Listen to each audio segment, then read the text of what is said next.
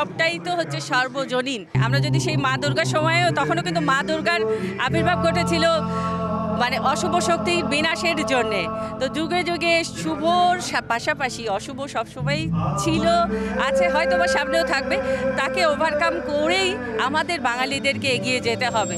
তো আসলে যে কোনো সংকটকেই আমরা আসলে বাঙালিরা সবাই মিলে সেই অসাম্প্রদায়িক বাংলাদেশ যেটা বললেন আমরা একসাথে মোকাবেলা করব। আমি আসলে যখন অনুষ্ঠান করি আমি সেখানে যেমন হিন্দুদেরকেও দেখি, সনাতন ধর্মাবলম্বীদেরকেও দেখি, সেখানে মুসলিমদের অংশগ্রহণও দেখি। আজকের আয়োজনে কজন হিন্দু কজন মুসলিম এভাবে তো আসলে আমরা ভাগ করতে পারবো না। অবশ্যই এটা সনাতন ধর্মাবলম্বীদের সবথেকে বড় উৎসব, কিন্তু এই ঈদ, এই পুজো, এই ব্যাপারগুলোকে আমরা সবসময় মনে করেছি আমাদের।